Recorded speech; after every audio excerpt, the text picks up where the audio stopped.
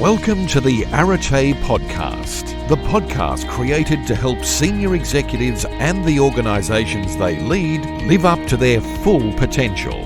Join us for cutting-edge interviews with leading senior executive and board members across all industry sectors, and for practical tips to accelerate your executive career. And now, here's your host, Richard Triggs. Perhaps just to start off, let us know a little bit about your current professional responsibilities. Sure. Good morning, Richard, and thank you. I've been also looking forward to this opportunity.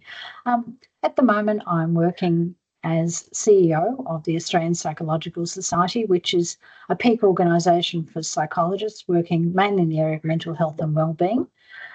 We, as an organisation, represent about 26,000 psychologists, and I have a fabulous team around me, and we try and do everything to both help the profession and, even more importantly, help the government make good decisions around mental health. And you've been in that role for a little while now. Yes, I've been in this role for 5 years, which has gone incredibly quickly. Had the notifications on LinkedIn not come through, I would have thought it was about 3 years. I feel that is the case with COVID. Something that happened a year ago feels like 5 years ago. And something that happened 5 years ago feels like it was a year ago. Absolutely. Time has become very elastic. Yeah. Absolutely. Yeah. And I think time is becoming shorter. Like this year, I'm pretty sure it's really and truly March, not September. I know. Not nearly September. Yep. Yeah. Somebody said to me once that as we get older, 1 year represents a smaller percentage of our life. So at 5 years old, a year is an entire fifth of your life. At 57, it's 1/57th, which is why time goes a lot quicker. I don't know if that's true. But... No, Richard, I think it's just that as we move through, we get to say yes to more things. And as you say yes to more things, you fit them in and life becomes so exciting and time flies by. Yeah, I think just before we started the recording, we were both talking about how we just seem to be, getting busier and busier, and it is exciting. I mean, it's good to, have fun things to do, but there are times where I think, it'd be just nice to, have a little bit of a relax for a while. Yeah, but when you do, you find something else to focus on. So, yeah. True. Well, look, Zena, before we sort of go back and talk a little bit about your career journey, because obviously people listening to this podcast, they're very interested in hearing the stories of people who have walked the path before them. Mm-hmm. You've really got a mix of not only your full-time CEO role, but also some board roles too.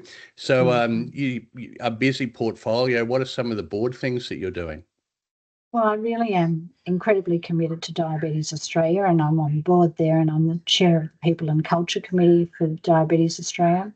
That is an incredibly important organisation for the whole community, both looking at prevention and cure for one of the biggest disease areas in Australia and in the world.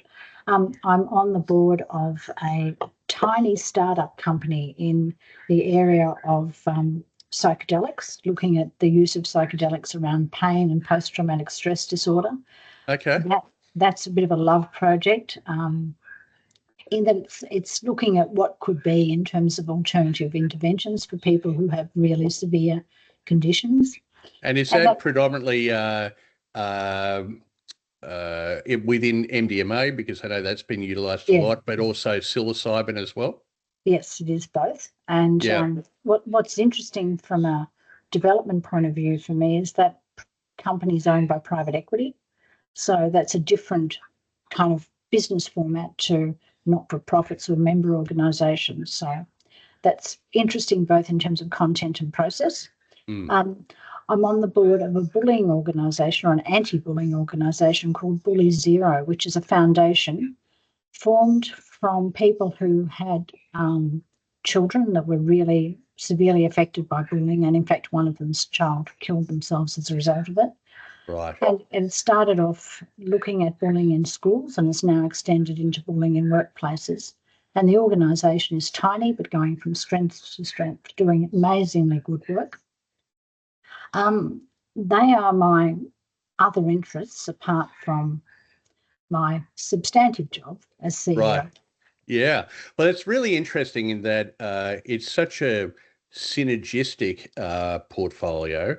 Some people, they might be on a mining board and a banking board, and whereas yours seems to very much center around this particular space. And if I think about it from my own perspective, having had some exposure to psychedelic assisted psychotherapy, a lot of trauma that people carry into their adult lives is as a result of trauma they've experienced as a child, for example, bullying, and leading that into their life where they may need to go and engage with a psychologist or a psychiatrist, and then the utilization of alternative medicines like plant-based psychedelics and so on. So that must be fascinating for you to be able to look at that from, all of the different angles. That's a fantastic observation, and thank you. That's a new thought for me. When I talk about it, I just think I'm really committed to health and health reform in whatever shape it takes, because I do believe that we can all be a different version of ourselves if we have the right support to do that. And whether that support is through an organisation, through education, through therapy, or just through life experience, we have choices, and helping people make those choices is really important. But it is a bit of a theme, isn't it? I want the world to be a better place. Well, it's a nice place to come from, to look at the world through the eyes of how can I be of service, I personally, I find it very rewarding as well. So Zena, we'll come back to talking about what's happening now and so on, but let's go back to where it all began. Tell us a little bit about, your early life, where you were born, and, what you wanted to do when you were growing up, and then how your careers unfolded. Oh, that's so funny. Well, way back when I was a child, I always thought I wanted to be a boy, Richard, because it seemed to me boys had a lot more fun and girls were confined to rather boring things. Where did you grow up? I went to a Catholic convent school way back a long time ago, where the important things I learned at school were how to curtsy, how to sew, and how to set a table. Right. None of those skills have ever been of any use to me at all, nor did I fit in brilliantly well at that school. I subsequently went to university and did study psychology. I wanted to be a lawyer, but I didn't get into law, so I did psychology, finished psychology, and my father was a lawyer, and he thought I'd make a great hostage negotiator. Okay. I had no desire to be a hostage negotiator, but he thought it would be a great career for a woman. I have no idea why. So why did he it's a very niche thing for him to focus on. I understand the psychology and the law sort of, coming together there, but why hostage negotiation? I think because I'm calm in a crisis and I can put up with a lot of extreme behaviours. And no doubt he was on the receiving end of some of your negotiation tactics. Absolutely. And what I really appreciate when I think back about my growing up with my father is how we had very loud and colourful arguments about every topic under the sun. And every so often he'd bang the table and say, "This conversation's ended." Of course, he was a judge, so he was used to ending the conversations. Right. But I didn't take that lying down. I think later in life, one of the vice-chancellors of the university I worked for told me I was a woman who didn't know my place, and I took that as a wonderful compliment. Wow. And I've taken that to heart ever since, and I think I encourage all women not to know their place and to find new places where they want to be. It's amazing, isn't it, that, in society now, people making comments like that is so unexpected and unusual, but it really wasn't that long ago that was just the commonly held beliefs. I can remember applying for a job, being master of a university college, and my application being denied because of my gender. Right. So, it wasn't that long ago. No. Yeah. Right. But good fuel for the fire, huh? Absolutely. I'll prove you wrong. Absolutely. And, if the door shuts, you go through a window. If the window shuts, you find another way, That's often the way careers are. Careers, I don't know about other people's careers, but I didn't set out to be a CEO. It just started to happen.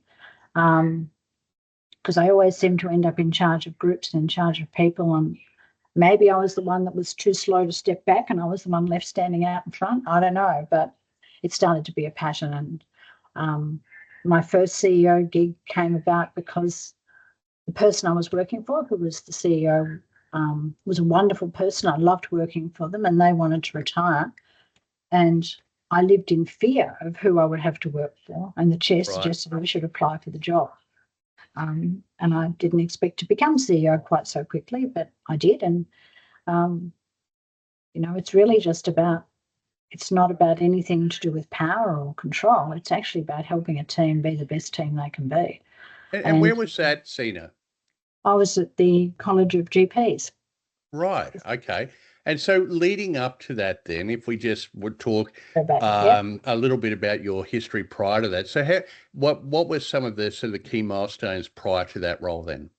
I think I worked, well, if I do it in order, I worked for a while as a careers counsellor. That's where I began, and set up a consulting arm for a TAFE college doing careers work, and that was fun. And I discovered through that I really liked doing consulting.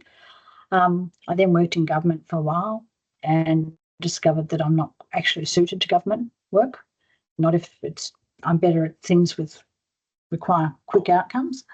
And then I worked in a marketing consulting company, and that was really interesting because it gave me a different perspective on how psychology can be applied. It was much about social psychology and selling, and but all of that was about relationships. Everything was about relationships and about understanding what people need and helping them get to where they want to be. And that's probably the theme of all the jobs I've had. And after that, I started working in the university sector again, doing other things, and eventually was working in a HR consulting company. It was an EAP company, and I was working in the arm that was doing training and development. And that was fabulous. Just like you, Richard, you go to different companies, you learn about how they operate, you get different insights. And from there, I ended up working for the GPs. And after the GPs, I went back to consulting for a while, and now I'm here. Right. And so going back to your role with the Royal Australian College of General Practitioners, I mean, CEO there for, almost 12 years. Longest serving CEO ever. Wow. Well, there you go. And so when you were led into that opportunity, when you obviously you'd had a very broad experience in different industries, consulting, HR, et cetera, when you sort of were thinking, okay, I'm ready to step into this role, what were some of the things that you thought about in terms of how do I make sure that I either upskill myself or I bring the right people around to support and mentor me in order to succeed in that position? Well, that's a really good question. I think the thing that I have done, and you know from my career, is I've done a lot of formal study and I've done a lot of informal study. So I've done quite a number of short courses, both in Australia and overseas, Harvard, Columbia, other places, INSEAD, which I found really useful. But I've always had a business coach as well. And I think having a coach is really important. That's not to say you don't accept advice and direction from the people you work with or the people on the board or others, but it's great to have an independent coach as well, where you can talk through different strategies and work out how to do things in different ways and look at your blind spots, because we all have them. Yeah, I'm a big advocate of coaching as well, and I think currently I'm working with 3 different coaches around different facets of what I do. Again, interestingly, I will have people on this podcast who I know are being coached because I introduced the coach who's coaching them, and then when I say to them, "So, has coaching been part of your personal development?" They go, "Oh, no." And it's interesting that there are just some people who feel that if they admit to having a coach, that means that there's something wrong with them. Do you ever come up against that? No, I don't, because I think if we're not learning, we're not growing. And I think I agree completely. Absolutely. It's important to have different coaches and different coaches at different stages with different skills. I was on a board meeting, subcommittee meeting yesterday, and something came up, and the CEO said, "Oh, the coach you've given me, suggested to me, is really tough, and someone else needs a coach. Who should they have?" I said, "Oh, allow me to assist you." And I pick up my phone because I have a bank of people that I would draw on. Yeah. And there are times when, too, it's not so much a formal ongoing coaching relationship, but being part of networks and ringing up someone in your network and saying, "Can I have a coffee and to talk over something with you?" Yeah. We just all need new inputs because we get stuck thinking the same way all the time. Absolutely. Yeah. And so 12 years or thereabouts in your CEO role. So if you look back on that time now, what are some of the things that you're most proud of that you achieved while you were in that position? Well, I think the first one is getting the credibility with the doctors, because I'm not a medical doctor and it's quite a tribal community. I'm proud of the relationships I've built and the amazing people that I met, and some of those people are still doing very well in their careers at the college. There were some big changes in terms of government policy that I was central to do with the training of GPs, and that was something that had been a 25-year thorn in the side of the college and was resolved during my term. And the minister was, at the time, Minister Hunt, was really complimentary to me about my work in that space. I think a number of the initiatives around things like eating disorder items, some of the mental health changes, things that benefited the public, I was really proud of during that time. Plus the team. I had lovely people to work with, all of whom have left there now and gone on to other jobs and are doing really well. And they're now part of my broader network, and I'm really proud of the success they're having as well.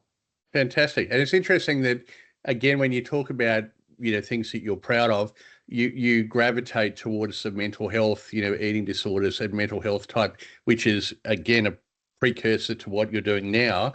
So that seems to have been quite a theme throughout all of your professional life. Well, I think when you've been a psych, and I was in practice for a number of years, and I've led psych teams in universities, mental health is, and I think it comes from, not all families are mentally healthy, and I've had my share in my family of challenges of people who've needed help. I think I've seen enough sadness in the world and pain in the world to know that where we can, we need to do something about it. And whether working in manufacturing or building furniture or whatever, what is your biggest resource? It's always the ideas of your people. So if we're not serious about that, we're wasting our time. Tech isn't going to replace people. I mean, we all play with Copilot and ChatGPT, but rubbish in, rubbish out. And you still need the quality and creativity of humans. So whatever we can do to harness that is a good thing. So it's not all generosity, Richard. It's actually quite self-serving, because if I can have a really, really smart group of people working with me, I look good, they look good, and we succeed together. Of course. And I mean, we might segue to it now, come back to it a bit later, but, the rise of AI, and in particular, now AI coaches and people are setting up AI boards for their businesses and so on. It's going to be fascinating to see how that unfolds over the next couple of years in particular, but it sounds like you're pretty optimistic about it all. Well, I'm cautiously optimistic.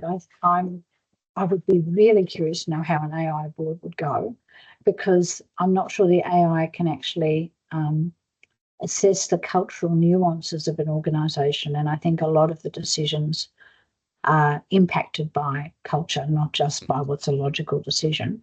But I think in terms of speeding up the work we do and providing greater opportunities for us to be creative as humans, it's got to be a good thing. I mean, you write something and you pop it into Copilot and it rewrites your work, sometimes better and sometimes strangely. But you've still got to use your mind to audit the work of the AI. Oh, without a doubt. I mean, I've written a couple of books, and so we'll use ChatGPT to write a 300-word article on the themes in my book, Chapter 3, and it will say, as I wrote on page 176, open inverted commas, quotation, close inverted commas. And then I'll look at it and I'll go, I didn't write that. And so when we question ChatGPT, it's like, did Richard actually write that? No, he didn't. So it's definitely it's not set and forget. You have to really be discerning about what's produced. Otherwise, it can get quite ridiculous. But going back then, so you exited from GPs, and then you were saying that you went back into consulting. Yeah, I did a bit of consulting for the Department of Health in Canberra around audiology and services around people with deafness challenges.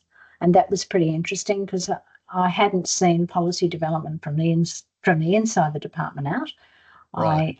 And I was working with someone from the Productivity Commission, and again, that's a different kind of thinking.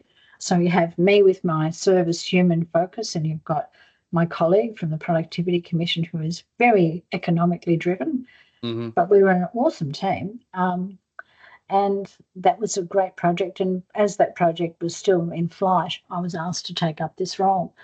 And I said, oh, look, it's my own profession. That's probably not a good idea. And they said, no, we want a psychologist. So I took it up as an interim, and 5 years later, I'm still there. Mm-hmm. And on the way through, just to sort of make sure I cover these things, a few sort of interesting, not diversions, but different kinds of board roles. Bicycle Network and in Victorian Farmers Federation and so on. And I see that you're a fellow of the AICD. So, at what point did you decide that board work was, going to be a core part of who you were, and sort of build out the capability of being a valued and valuable board member in a variety of different sectors and settings?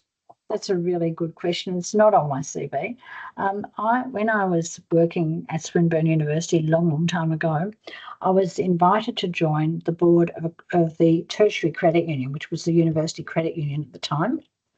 And I took that opportunity, and I was one of two women who joined the board at the same time with a group of male colleagues who had never had women board members on the board. And in fact, they'd never had new members on the board. So within a couple of meetings, my female colleague left because she said their behaviour was not to her liking. I just thought they were a bit awkward with us because they didn't know how to treat us. So I stayed. But within about 6 months, I'd come to the conclusion that they were trading wrong, close to insolvent, and they needed to do something different. So we had to organise a merger with a larger credit union, and you'll never guess who got to do the merger, be on the merger committee. The person with the big mouth who pointed out the problem with one other colleague. An incredibly vertical learning curve for me because I had to attend to the needs of the customers, the needs of the business, negotiate a good outcome. Took a few months. The merger was successful. It went through. But at that point, I thought, if I'm going to do this, I need to learn to do this differently and learn more about it. So I embarked upon, first of all, I did my MBA, and then I did a PhD in the area of governance. And decided I would continue to look at what happens with boards because it's another way of looking at organisations, but I wanted to be better at it. So hence all the AICD training and a number of other things I've done since. Right. So that fits the profile of if I'm going to do something, I try and learn as much about it as I can to do it well. Okay. And then with the Psychological Association, so, as you said, Australian Psychological Society, I beg your pardon, you've been in that role now for 5 years. So, when you stepped into that role, what was the mandate? What were you being brought in as CEO to achieve? And again, what are some of the milestones that have come about since then? Yeah, I think I was brought into, my predecessor had been there for a long time, really, and the organisation was didn't really have much of a profile externally, and it was not really technologically enabled at all, and was really operating off a small organisation model. And the model would have been fine when it was formed, but it wasn't very scalable. And I think one of the things I've really worked on is the scalability of the organisation and our external profile. And I'm very proud of the work we do now externally, and the submissions and consultations and the involvement we have both at state and federal government levels around being asked to provide commentary around health issues, not just mental health issues, but many health issues have an interface with health. And transforming the organisation to being digitally enabled, and also trying to engage with the members in different ways. And that's an ongoing challenge with any member organisation because, A, there's so many of them and they have different needs. We've formed an emerging leaders group, which is younger psychologists and early career psychologists, and they are just fantastic people and give us lots of good ideas. And there's one particular person who is great for me to ring and say, well, what do you think about this or that? And I value their input enormously. I think we've reinvigorated our involvement with students, and the students are very excited about careers in psychology. It's a wonderfully diverse profession. And when we showcase that, you can see the enthusiasm for what can be their future careers. It's lovely to be engaged with students as well. So I think there's some of the things I'm really enjoying at the moment. Personally, for me, doing media is a new part of this role. It wasn't part of my previous CEO gig. And I've really enjoyed learning media skills and talking on radio and talking to community groups about things that matter to them. Mm-hmm. And so I imagine those media skills then play out also in the board work that you're doing with diabetes, etc. And so advocacy is obviously something that you've been quite passionate about in your career. What is it about the advocacy element of your work that you most enjoy? I think it's meeting people and hearing their ideas, Richard. I'm always fascinated by what people assume they know or what they do know and how they see the world. So for me, advocacy is really just about talking with people about their ideas and trying to find a way that the ideas we've got might match in with their ideas and create something new. So it's part of the whole life theme about change and human change and development.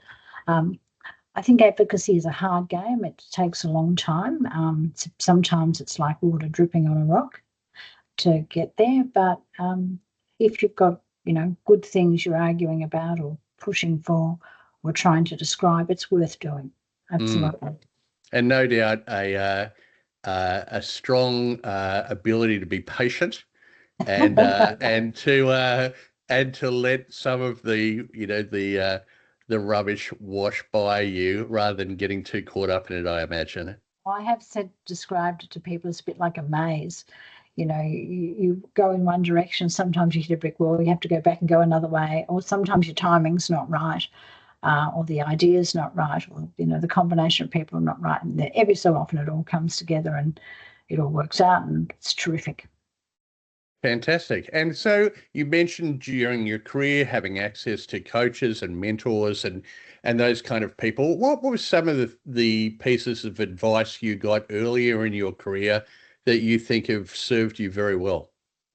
Well, I think one of the most profound pieces of advice I've had, Richard, is to understand the grey. My tendency is to be a bit black and white about things, or it was, and to be able to tolerate the ambiguity and live in the grey. Knowing there's uncertainty, live in the uncertainty and work with uncertainty. I think that's been a really important skill set. I think too, my own standards are quite high, and sometimes I can be disappointed if people can't or don't or choose not to put their best foot forward in things, and being tolerant of that, knowing that not everyone has the same priorities as I do about everything being perfect or as close to as you can get. I think, we talked earlier in this podcast about our tendency to say yes to things. Some of my coaching has been around saying no to things, and I've had to learn to say no. Particularly when someone rings me and says, "Oh, would you like to apply for this job?" I immediately go, "Oh, yes, I would." And I think, "No, I wouldn't." So it just tells you, that pausing and evaluating before you try and say yes is really important to me. I think there's some of the main learnings for the moment that I'm focused on anyway. But Yeah. advice. As you're talking, if we go back to the tolerance or expectations, I think as a leader, and and not only as a leader but also as a parent, it's a person's desire to want to please you, then thinking that your only real measure of that is how much they succeed. And yet the reality is, as a leader, I'm probably a lot more tolerant than people think that they expect me to be. So it can create this confusion and even conflict where with my team, and I'd be interested in your thoughts about this, they want to outperform in order to meet what they think that I want, but by trying to go above and beyond too hard and not quite getting there, they think that they're failing. And so it's quite hard to also communicate, you know what, you're doing your best is good enough. And I'm totally okay with that. You don't have to think that you need to be a superhero in order to get my approval. Do you find that? I think there is some of that, and I think it's really important at that point for us to admit our own vulnerabilities. I ring up my staff and say, I got this really wrong. I think I've got this really wrong. I think I may have stuffed up, and this has an impact on you. Because if we are able to be fallible and human, it means that others can be as well. And it's, as you say, it's not about getting it all right. It's about working out what's the next bit that can be right and how can we make that work. And sometimes you don't know how things are going to plan out. You just take the next piece of it and do the best you can with that. And it's like building blocks. Yeah. I mean, you made the comment earlier, you didn't set out to be a CEO, and in fact, your career is kind of just unfolded as it was meant to. And I think, again, having done over 200 of these podcasts now, I would say the majority of people's careers have come about without design. It's very rare that I interview somebody who says, oh, okay, well, when I was 25, I decided that I wanted to be a CEO of an ASX top 100 company. Most people have just kind of flowed through life and taken opportunities it presents, and sometimes it's worked really well and occasionally it hasn't worked so well. That's kind of what makes it a bit more fun and exciting, I think. Yeah, I think that's true. And I also think that extends into strategic planning in organisations, particularly now. I mean, there was a time when you might say, okay, in 5 years, we're going to do X and Y, and this is what we're going to do to get there. Well, you can say in 3 years, this is where we aspire to be, and these are some of the things we're going to do on that journey, but it will change because we have to keep looking at the feedback we're getting and how things are going, and the world's changing around us. I mean, when we were in COVID, I wouldn't have thought I'd be playing with Copilot and ChatGPT. And, pre-COVID, we wouldn't have all thought we'd be working from home. So it's really about taking advantage of the immediacy, but planning for a better future. Absolutely. And, again, going back to that comment earlier, the pace of change is only accelerating. Yes. And it's very, very hard to stay ahead of the curve. So in some respects, I've found it's, for my own peace of mind, it's better to kind of relax back into it and allow the tide to take me than be too focused on, I have to be able to predict in order to cope, because it's completely unpredictable.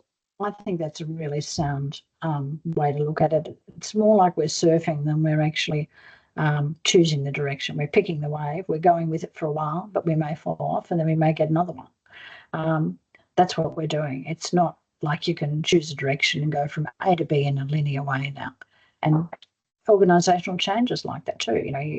It's looking at individuals and talking with individuals. It's not like a master plan, because you have to build the organisation around the people and build the people around the organisation. It's both now. And so at this point in your career, what inspires you to keep going? I mean, you get these opportunities to say yes or sometimes no to now, but what keeps the flame of inspiration alive? I think that there can be positive change, and I want to be part of that positive change and pushing it forward.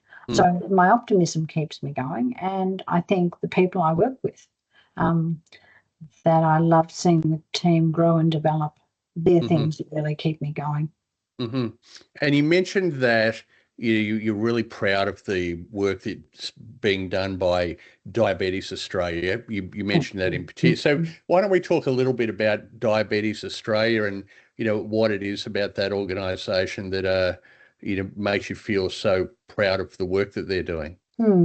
I think what I am enjoying is they have a business-like approach to what they're doing, but still haven't lost the heart of the organisation. And there are a number of people with lived experience of diabetes or have children with diabetes that are all part of the organisation. So the blend of lived experience and business focus is really quite balanced. And I think that's well managed by the CEO and the other members of the board. And I think it is such an important cause. I mean, it's both a cause and a disease and an international movement to try and do something about diabetes. And it's not one that's easily solved. So it's a very ambitious agenda, and they're the things that attract me to it. And that good commercial acumen coupled with a strong commitment to, the cause of the organisation. Would you say that Diabetes Australia, having been able to maintain or establish and maintain that culture, is that fairly unique, or would you say in your experience that, most significant profit for purpose organisations would be similar? I think the really successful ones are similar, but I think they're rare. I think it tends to rock backwards and forwards between the two a bit. But having the heart and the mind aligned, which is how I think of it, is pretty rare. And I think that's why it's doing well. And how do you think that they've been able to navigate that so successfully? If you're saying it's rare, what are they proactively doing to engender that? Well, I think that they have got a good board, and I'm part of that, so that makes me happy. But they've also handcrafted and chosen excellent staff at the senior levels to work in the organisation. So it's been carefully designed. It hasn't just happened. It's been done with thought and planning.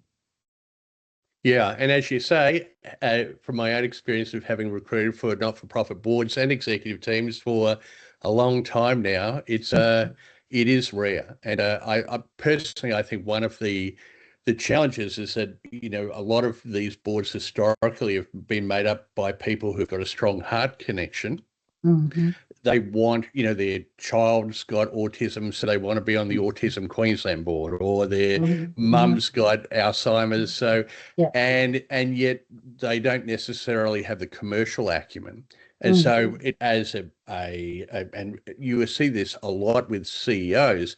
They're going, I've got this board. They're incredibly engaged and very well natured and so on, but really struggling with, the commercial acumen and strategic orientation to deliver the best outcomes for the business. And I think that is a challenge. And I guess that's an opportunity for training for whoever is available to do it, because it's a step up. I mean, it's part of the evolution of these organisations to move in that direction. Yeah. So, yeah. And so now we're sitting here. It is, getting towards the end of, what are we, 2025? Lots of exciting and potentially interesting, if not catastrophic, things coming down the pipeline. Absolutely. What are you excited about in terms of your own professional future? Look, I think that I will continue to do the work I'm doing for a bit longer, and I'd like to do more board work in the future, absolutely. And eventually I would like to do more coaching work too. Okay. So they're the sort of three strands for the minute. Right. Okay. But I imagine, still some highway to go down in terms of your CEO role before you'll step into this, really dedicated portfolio career. A little while, yes. Yeah. Okay. And what about outside of work, Zena? What are the things that keep your petrol tank full. I know from Oh. while we've been talking, I've seen a couple of dogs walking around in the back. So Yes. you obviously love a puppy. Yeah, well, one of them's mine and two of them are not mine. I'm babysitting. Okay. I'm an ocean swimmer, so that's what keeps me really happy. Yep. And the weather in Melbourne at the moment is appalling, so I can't get in the bay. So I'm not my usual bubbly self until I get there. Right. Travel, spending time with friends, but I always have a travel plan. So I'm off to Japan quite soon. So that's my next venture, and then we'll see what happens after that. Yeah. How long are you going to Japan for? 2.5 weeks. So I'm going hiking and then sightseeing. Oh, that's excellent. My son is finishing grade 12, and unlike myself, finished grade 12. Oh, we've got to go to school this week. He and his friends, when they're not going to school this week, they're going to Japan for a month. And wow, that'd be much more fun. I think so too. So, okay, great. Well, look, Zena, before we wrap it up, is there anything else that you were hoping to chat about today, or anything that you'd like to share with the people listening before I let you get on with the rest of your day? No, I mean, if I was thinking of what's the most useful advice is, if you think about things that are wrong in your career, it is, someone once said to me, today's disaster is tomorrow's mission trip wrapper. There's always another chapter. There's always another reality, another move, another opportunity. Nothing is the end. Yeah. And look, I think I've certainly experienced that in my career, and it is very easy to get caught up in what went wrong. And, but opportunity comes from obstacles, doesn't it? Absolutely. So, yeah. And often you have your best learnings from bad experiences too. True. And, going back also, championing diversity and really supporting, female executive and board talent. Circumstance and attitudes have changed a lot, but there's still some ways to go. So what, if you were to tailor that advice particularly towards women who are looking to move forward into their career, particularly into the board space, what might you add to your advice there? I'd say don't go chasing boards that are high profile. Get on a board where you think you're going to learn something and learn to be a good director. Yeah. And just network with other women that you like. And you just keep knocking at those doors, and one day they open. Yeah. Look, I think that's excellent advice. And the thing is, boards are genuinely very keen to grow diversity, not only in terms of, gender, but race and disability, and so really a lot of those preconceptions about the barriers to joining boards have been removed now. So as you say, it's about getting into boards where you can develop your acumen and also be on boards with people who potentially can introduce you to other opportunities in the future. It very much is about building your career again, isn't it? Making that decision. Yeah. It is. And it's not a fast journey. It's a slow journey. Yeah. So you've got to be patient. We're all going to live a lot longer, so we've got more time. We can afford to be more patient. We can, and we can afford to have more careers within our lifespan too. True. Well, look, Zena, it's been an absolute pleasure, and look forward to reconnecting with you soon. But in the meantime, have a fantastic afternoon. Thank you very much, Richard. That was delightful. Okay. Thank you for listening to the Arete podcast with Richard Triggs. We frequently feature guests from organisations we are currently recruiting to build the company brand as an attraction strategy for candidates. If you would like to promote your organisation's brand as an employer of choice, please contact Richard directly on 0403 588 517 or via email richardt@areteexecutive.com.au.